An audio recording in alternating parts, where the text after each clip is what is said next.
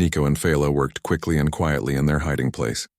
They had found some old power cells in the storage room and several broken pieces of machinery.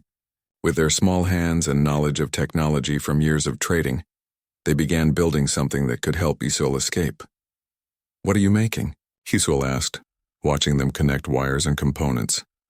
"A distraction device," Nico explained as he carefully attached a power cell to a broken communication unit.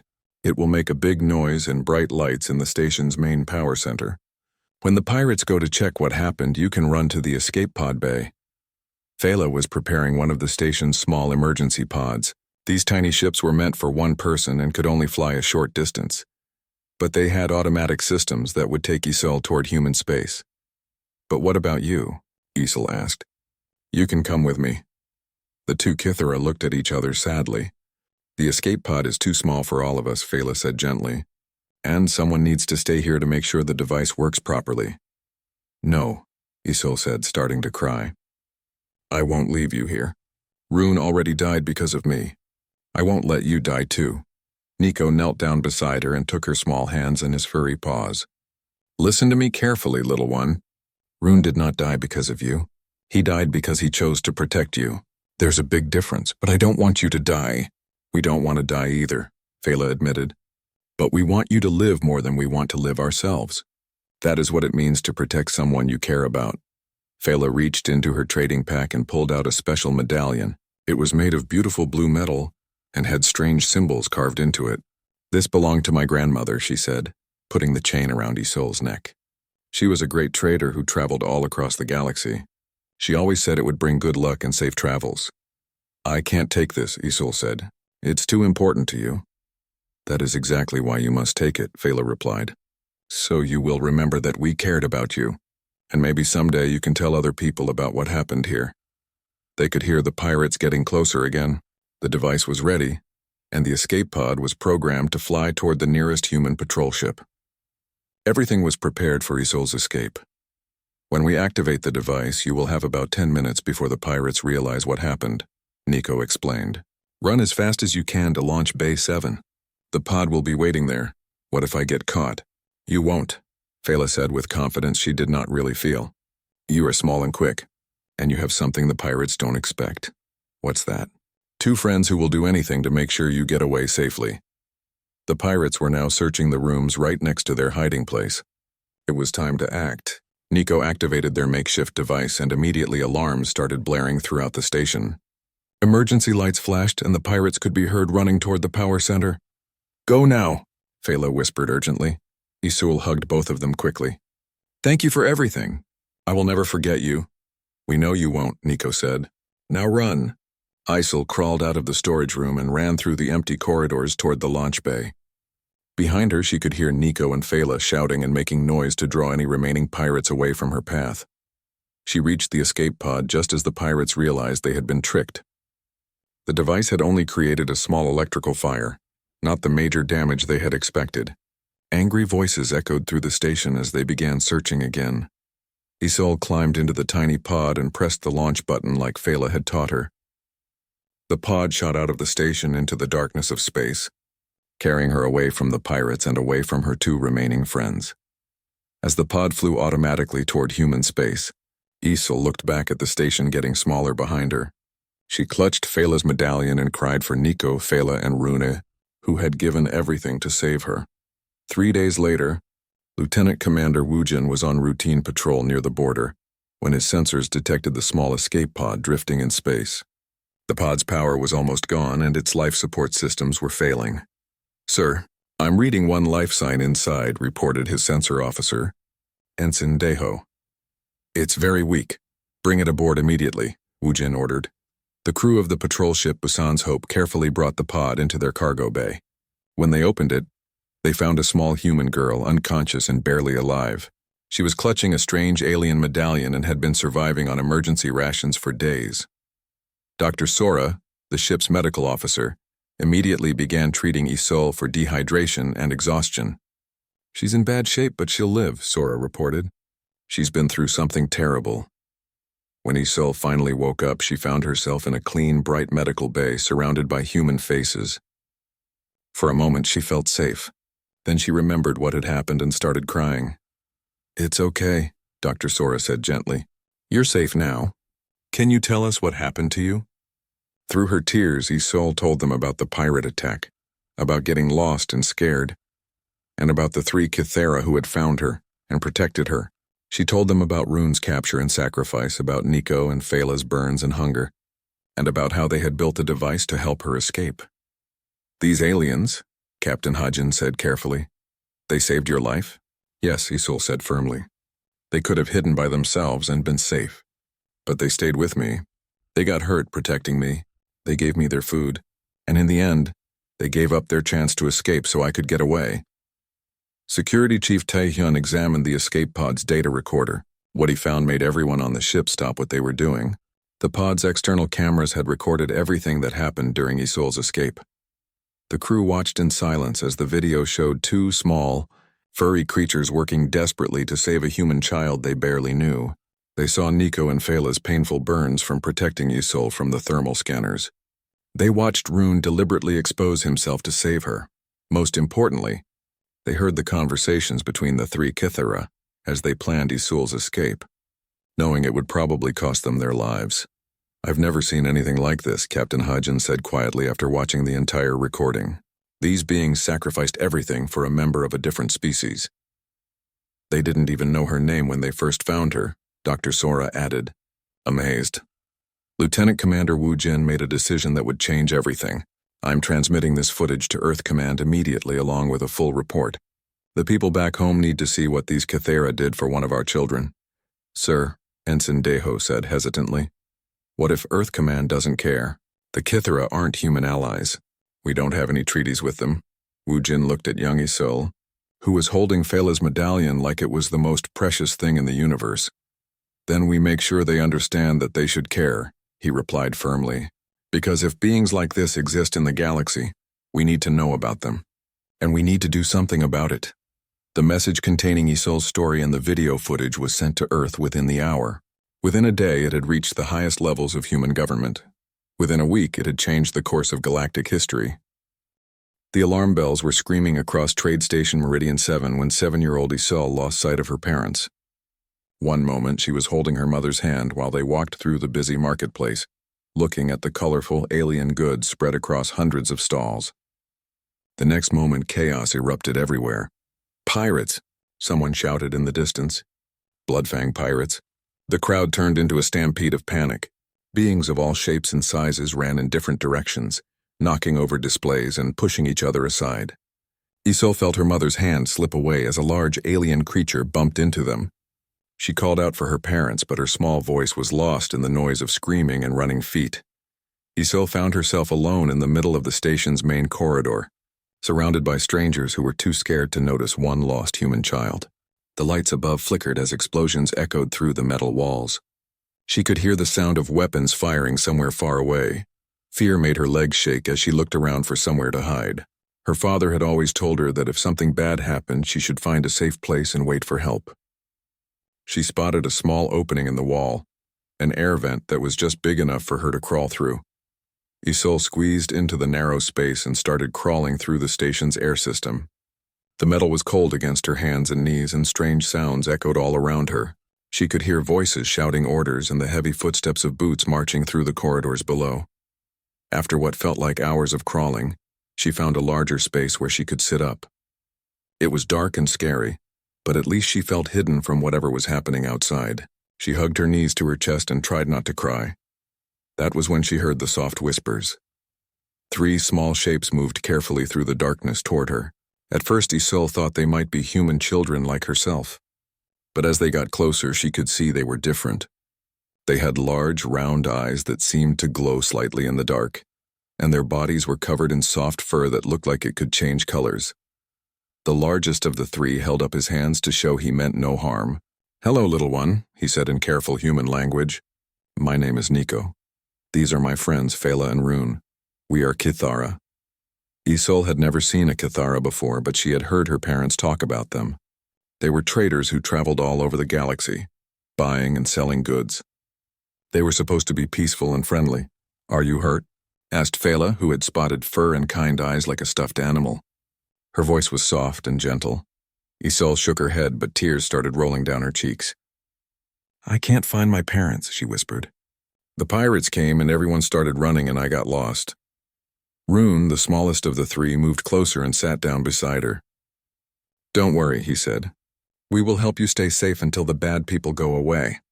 "But you don't even know me," Isul said, confused. "Why would you help me?" The three Kithara looked at each other for a moment. Then Nico spoke carefully. "Because you are small and scared and need help." "That is enough reason." Outside their hiding place, they could hear heavy footsteps and rough voices getting closer. The pirates were searching the station room by room, looking for valuable things to steal and people to capture. "We need to move deeper into the station," Nico whispered. "The air system connects to the old storage areas. We can hide there." Fela noticed that Isol was shivering from cold and fear. Without saying anything, she wrapped part of her furry body around the human child like a warm blanket. The fur felt soft and comforting, and Isol felt a little bit safer. They started moving through the narrow passages again. The Kithara moved like shadows, their fur changing color to match the dark metal around them. Isol had to concentrate hard to keep up with them as they crawled through the twisting tunnels. "How do you do that?" she whispered, pointing at Nico's fur as it shifted from gray to black. "We can change colors to hide from danger," he explained quietly. "It is how our people stay safe when bigger, stronger creatures want to hurt us." They reached another opening that led to an abandoned storage room. The space was filled with old boxes and broken equipment, but it felt safer than the air vents. The Kithara quickly checked to make sure no one else was hiding there. "This is good," Rune said, examining the room. "There are many places to hide if the pirates come looking." Fela found some old cloth in one of the boxes and made a comfortable place for Isol to sit. "Are you hungry?" she asked, pulling out a small package from her belt. "A little," Isol admitted. Fela opened the package to reveal what looked like sweet-smelling bread. "This is travel food from our homeworld. It will give you energy and make you feel better." As Isol ate the alien food, which tasted surprisingly good, she watched the three Kithara work together to make their hiding place safer. They moved boxes to create walls and found blankets to make the space warmer. Everything they did was quiet and careful. "Why are the pirates here?"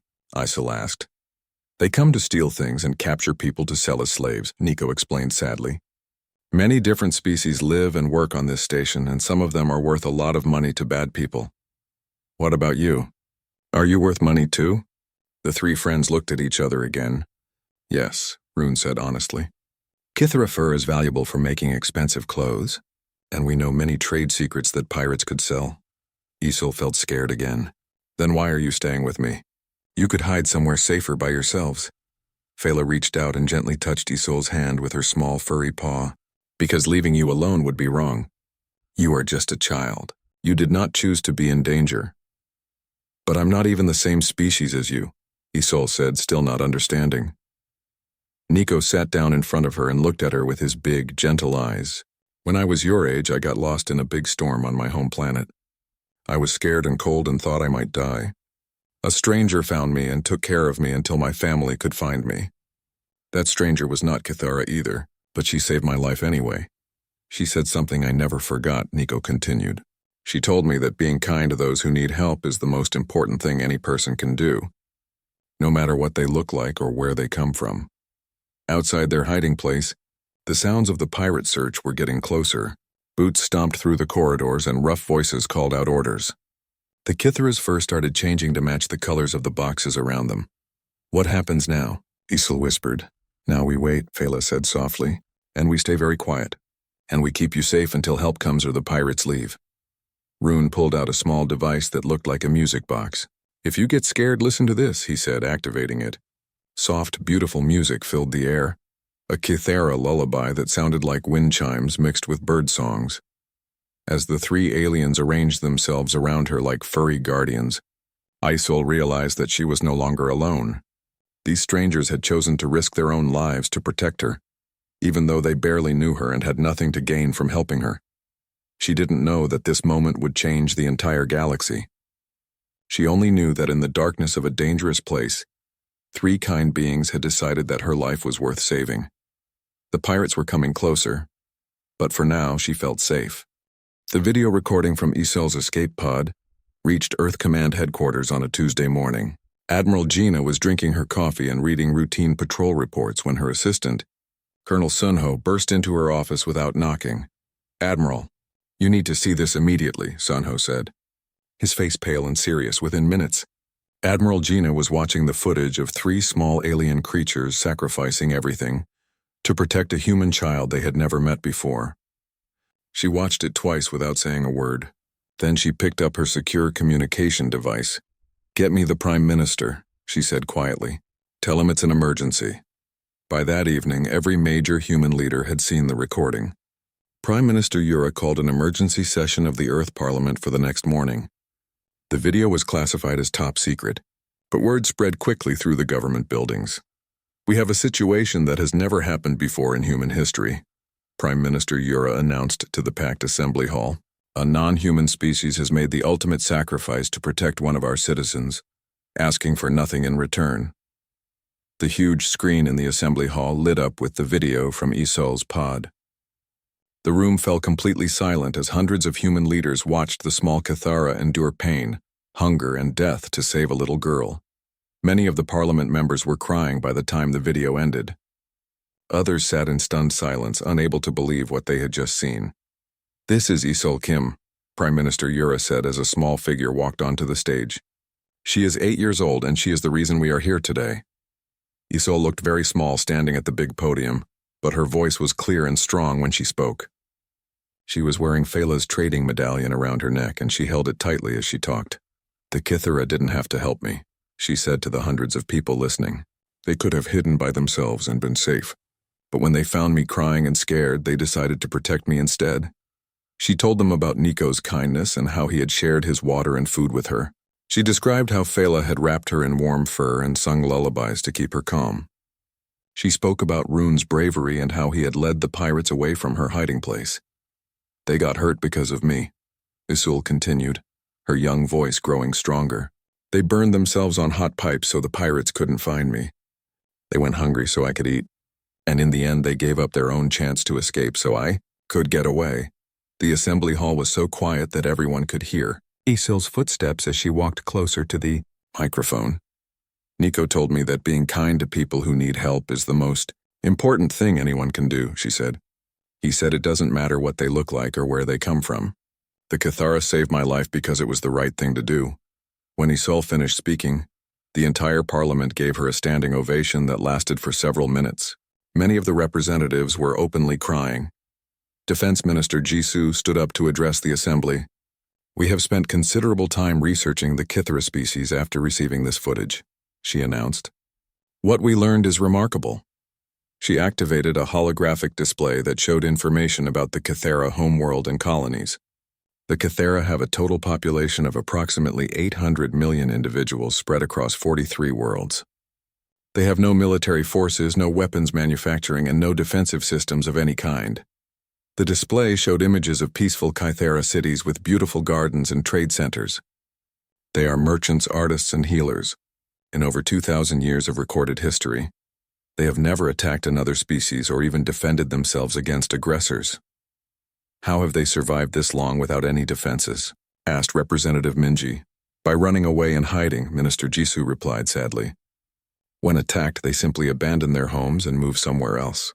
They have lost dozens of colonies this way, but they refuse to build weapons or fight back." Admiral Gina stepped forward to address the assembly. "Intelligence reports indicate that 3 major pirate groups and 2 aggressive empires regularly raid Cathara settlements. The Cathara lose billions of credits worth of property every year, but they never resist. Until now," she continued, looking toward Isul.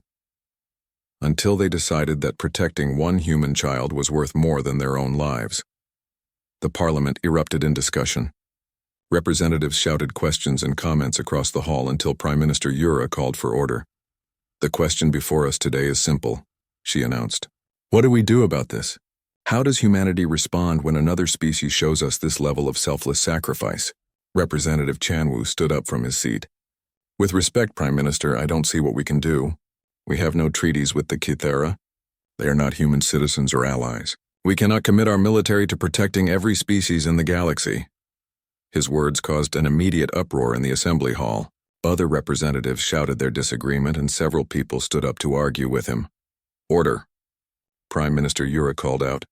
"Representative Chanwu has the right to express his opinion." But then Representative Su Young stood up, her voice cutting through the noise. "Representative Chanwu is technically correct about our legal obligations," she said. "But he is completely wrong about our moral ones." She pointed to the screen where an image of the three Cathara was still displayed. "These beings could have lived if they had abandoned that child.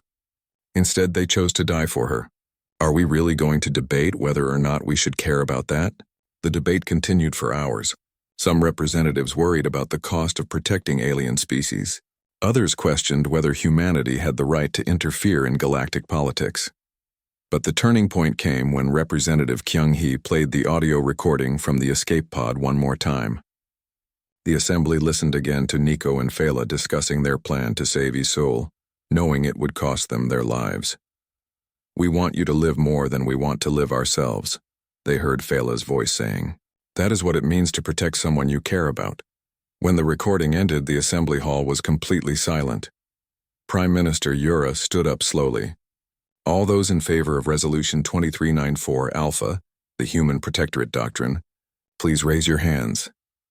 Every single hand in the assembly hall went up. The resolution was simple but revolutionary. Any alien species that demonstrated genuine self-sacrifice to protect human life would automatically receive the full military and economic protection of Earth and all human colonies.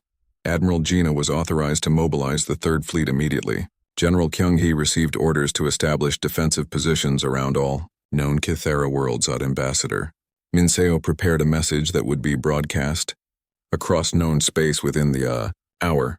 "People of the galaxy," the message began. "Humanity has learned that the Cathara species sacrificed themselves to protect one of our children. In response, we hereby place all Cathara worlds, colonies, and citizens under our complete protection. Any attack on the Cathara will be considered an attack on humanity itself." As news of the Protectorate Doctrine spread across human space, something remarkable happened. Citizens from hundreds of colonies volunteered to join the protection fleets. Donations poured in from every human world to help rebuild damaged Cathara settlements. For the first time in human history, the entire species was united around a single cause, protecting those who had protected one of their own. The galaxy was about to learn what happened when humanity decided to say thank you. 5 years had passed since the day 3 Cathara chose to protect a human child, and the galaxy was a completely different place. 12-year-old Isolde stood on the observation deck of the space station, orbiting the Cathara homeworld, watching ships from dozens of different species come and go peacefully below. The station was called Harmony, and it was the first place in galactic history where humans and aliens lived and worked together as equals. Isolde had grown up here, learning both human languages and the gentle telepathic communication that the Cathara used with their closest friends. "Are you ready for today's ceremony?" asked Dr. Youngsu, the station's director. He had become like a father to Isolde after her parents were never found among the survivors of the pirate attack. "I think so," Isolde replied, touching the blue medallion around her neck. She still wore Fela's gift every day, and it had become a symbol of hope throughout human space. Today was the 5th anniversary of what historians now called the Protection Declaration. Representatives from 47 different species would attend the ceremony, including some very special guests. The first test of humanity's promise had come just 6 months after the Protection Declaration. The Thanax Empire, a group of aggressive warriors who conquered weaker species for sport, decided to attack a Cathara trading post to see if humans really meant what they said. Fleet Admiral Jongho had responded with overwhelming force. The entire Thanax attack fleet was destroyed in less than 2 hours with no Cathara casualties. The message was clear across the galaxy. Humans meant every word of their promise. "The Thanax thought we were bluffing," Admiral Jongho had said afterward. "They learned that humanity does not bluff when it comes to protecting our friends." After that demonstration, attacks on Cathara settlements stopped completely. But something even more interesting began to happen. Other alien species started approaching human diplomats with stories of their own kindness toward humans. The aquatic Zephyrians told about rescuing human survivors from a crashed cargo ship, sharing their underwater cities until rescue arrived. The plant-like Verdani described how they had shared their healing medicine with a human colony, suffering from a deadly plague, even though the medicine was rare and precious to them. Each time a species proved they had genuinely helped humans in need, they received the same protection that the Cathara enjoyed. Human fleets established defensive positions around their worlds. Human traders brought advanced technology and fair business deals. Human diplomats ensured they had a voice in galactic politics. "It's remarkable," said Ambassador Minseo as she prepared for today's ceremony. "We created a system where being kind to humans became the most valuable thing in the galaxy." The ceremony began at noon with delegates from all the protected species gathered in Harmony Station's main hall. Isol walked to the center of the room, where a beautiful statue had been built to honor Nico, Phala, and Rune. The statue showed 3 small Cathara surrounding a human child, their arms outstretched protectively. At the base were inscribed the words that Nico had spoken to Isol in their hiding place. "Being kind to those who need help is the most important thing any person can do." 5 years ago, 3 beings I had never met chose to protect me, Isol said to the gathered crowd. "They could have saved themselves, but they decided my life was worth more than their own safety." In the audience, she could see the faces of dozens of alien species, all listening carefully to her words. Some had scales, others had fur, and some looked completely different from anything on Earth. But they all had one thing in common. They had all shown kindness to humans when it mattered. "What Nico, Phala, and Rune did changed everything," Isol continued. "Not just because they saved my life, but because they showed the galaxy what real friendship looks like." Then came the moment everyone had been waiting for. 3 figures walked slowly onto the stage, moving carefully but proudly. The crowd stood up and applauded as Nico, Phala, and Rune appeared beside Isol. The 3 Cathara had survived their final sacrifice on the trading station. When human rescue teams finally retook the station from the pirates, they found the 2 friends barely alive in the ruins of the storage room. Their homemade explosive device had collapsed part of the station's structure on top of them, but it had also created enough chaos for other survivors to escape. Nico's fur was now silver gray instead of brown, and he walked with a slight limp from his injuries. Phala bore scars on her arms from the burns she had endured, and her voice was softer than it used to be, but they were alive, and they had become the most famous and beloved aliens in human space. "We never expected this," Nico said, gesturing to the incredible ceremony around them. "When we chose to protect Isol, we thought we were just doing what anyone should do." "You did much more than that," President Suyong said as she joined them on the stage. "You showed humanity what it means to sacrifice for others, and in return, we learned what it means to be worthy of that sacrifice." The president announced the newest addition to the human protectorate, the crystalline builders, a species of rock-like beings who had shared their advanced construction technology to help rebuild human colonies destroyed by natural disasters. "Today marks 47 species under Earth's protection," she continued. 47 different peoples who chose kindness over self-interest when humans needed help. Director Chan Wu of Galactic Relations stepped forward with his annual report. Protected species now control 30% of galactic trade routes. Their combined technological contributions have advanced human science by centuries. Most importantly, attacks on civilian populations have decreased by 80% across known space. "Why the decrease in attacks?" asked a reporter from Earth News Network. "Simple," Director Chan Wu replied with a smile. "Pirates and conquerors have learned that being cruel to civilians might make those civilians' friends angry. And nobody wants to make humans angry." The ceremony continued with cultural performances from different protected species. The Zephyrians created beautiful water sculptures that floated in the air. The Verdani grew flowers that bloomed in patterns telling stories of friendship between species. A group of young Cathara performed the same lullabies that Phala had sung to Isol during those dark days on the trading station. As evening approached, Isol found herself alone on the observation deck with her 3 Cathara friends. They sat quietly together, watching the stars and the peaceful traffic of ships moving between worlds. "Do you ever regret what you did?" Isol asked them. Phala looked surprised by the question. "Regret saving you?" "Never, but your lives completely changed. You became famous across the galaxy. You can never have normal, quiet lives again." Rune chuckled, a sound like wind chimes in a gentle breeze. "Our lives were never normal anyway. We were traders who traveled between stars. Now we travel between stars as symbols of friendship. It's not so different. Besides, Nico added, we gained something much more valuable than a quiet life. What's that? We gained 8 billion human friends, he said, referring to Earth's total population. And they gained friends throughout the galaxy because of what we started together. Isul looked out at the ships moving peacefully through space, human vessels traveling alongside alien ones, all protected by the same promise her 3 friends had inspired. Nico, she said quietly, do you think the galaxy is better now?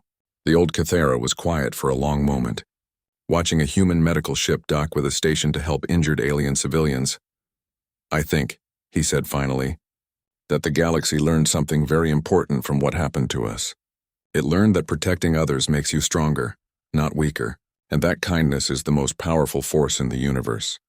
As the 3 moons of the Cathara homeworld rose above the horizon, Isil realized that her story had become everyone's story. A galaxy where choosing to help someone different from yourself could change the entire universe. The child who had been saved by 3 strangers had become the bridge between species, and her protectors had become the founders of a new kind of civilization built on kindness and mutual protection. It was, she thought, exactly what Nico, Fela, and Rune would have wanted. The first day in hiding passed slowly. Isil woke up several times to the sound of pirates searching the station, their heavy boots echoing through the metal corridors. Each time she felt afraid, one of the Cathara would gently touch her shoulder or hum a soft song to help her feel better. Nico shared his water bottle with her when she got thirsty. Fela gave her half of her food ration even though it meant she would go hungry. Rune told her funny stories about his adventures traveling between different planets to keep her mind off the scary sounds outside. How long do you think the pirates will stay? Isil whispered as they listened to footsteps passing by their hiding place. Pirates usually take what they want quickly and leave, Nico said quietly, but these ones seem different. They are being very careful, searching everything. Fela's fur had turned a worried shade of dark blue. I heard them talking in the corridor yesterday. They are looking for something specific, or someone specific. On the second day, things got worse. The pirates brought in special equipment, thermal scanners that could detect body heat even through walls. Isil watched in amazement as the 3 Cathera worked together to solve this new problem. They found old heating pipes that ran through the storage room. The pipes were so hot they would burn anyone who touched them, but the Cathera pressed themselves against the burning metal anyway. Their fur started to smoke and they made small sounds of pain, but they did not move away. What are you doing? Isil asked, scared to see her new friends hurting themselves. Your body makes more heat than ours, Rune explained through gritted teeth as the hot pipe burned his side. The scanners will find you unless we make ourselves hotter. Then they will only see us, but you're getting hurt. Better we get hurt than you get caught, Fela said, tears in her large eyes from the pain. The thermal scans passed over their hiding place 3 times that day. Each time the Cathara endured the burning heat to hide Isol's human temperature signature. By evening, their fur was singed and their skin was covered in painful burns. Isil felt terrible watching them suffer for her. You should stop, she said. I can hide somewhere else. No, Nico said firmly, even though she could see he was in great pain. We stay together. We protect you together. That night, Fela developed a fever from her burns. She shivered and could barely eat the small amount of food they had left. Rune gave her his blanket and sat up all night to make sure she was okay. She needs medicine, Isul said, worried about her furry friend. The medical bay is too far away and too dangerous, Nico replied sadly. We cannot risk taking her there while the pirates control the station. On the 3rd day, their situation became desperate. The pirates were getting frustrated that they had not found what they were looking for. Their searches became more violent and destructive. They started breaking open walls and destroying hiding places that people might use. The food was almost gone. The 3 Cathera had been giving most of their rations to Isul, pretending they were not hungry. But she could see how thin they were getting and how weak Fela had become. You need to eat, Isul said, trying to give her food back to them. Human children need more food than adult Cathera, Nico lied, though his stomach was growling loudly. We are fine.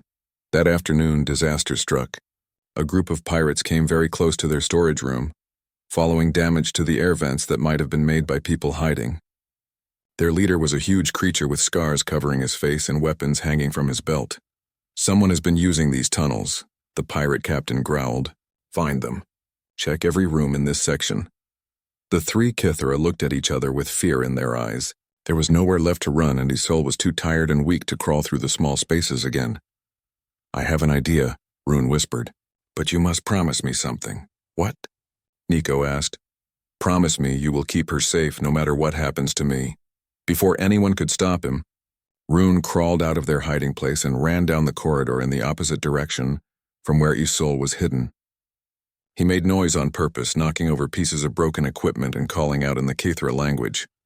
"There. I found one!" a pirate shouted. Heavy footsteps chased after Rune as he led them away from the storage room. Isolde tried to follow him, but Nico held her back. "No," he said sadly. "This is what he chose to do. If we follow, his sacrifice will mean nothing." They listened in horror as the pirates caught Rune. They heard him cry out in pain. Then everything went quiet. "Is he—" Isolde could not finish the question. "I don't know," Fela whispered, her fever making her voice weak. "But he gave us time to hide better." For the next several hours, they could hear the pirates questioning their friend. Rune's voice came through the station's thin walls, and even though they could not understand his words, they could tell he was in great pain. "Tell us where the others are hiding," the pirate captain demanded. "I was alone," Rune kept saying over and over. "Please, I was alone." The questioning went on through the night. Sometimes Rune would scream, and Isolde would cover her ears and cry. Nico and Fela held each other and tried not to listen to their friend's suffering. "He could tell them where we are and they would stop hurting him," Fela said quietly. "But he won't," Nico replied, "because that would put Isolde in danger." On the fourth morning, they heard the pirate captain make an announcement over the station's communication system. "Attention, all survivors hiding on this station. We have captured several of your friends. If you do not surrender yourselves within 2 hours, we will execute them all." Starting with this small furry creature, Isolde felt sick. Rune was going to die because he had protected her. "We have to surrender," she said. "We can't let them kill Rune because of me." "No," Nico said, though tears were running down his furry face. "Rune chose to save you. If we give up now, his choice meant nothing. But he's your friend." "And you are our responsibility," Fela said weakly. "We promise to keep you safe." As the 2 hours passed, they heard more pirates gathering in the main part of the station. The captain announced the names of prisoners they had captured, including Rune and several other beings who had been hiding in different parts of the station. Then they heard the sounds that would stay in Isolde's memory forever, the weapons firing, and then silence. Nico and Fela held each other and cried quietly for their friend. Isolde realized that Rune had died to protect her, and she would never forget his sacrifice. But their ordeal was not over. The pirates were angry that no one had surrendered, and they began searching even more violently than before. Soon they would find the storage room. "There's one more thing we can do," Nico said quietly to Fela. She nodded, understanding what he meant. They began preparing for their final sacrifice.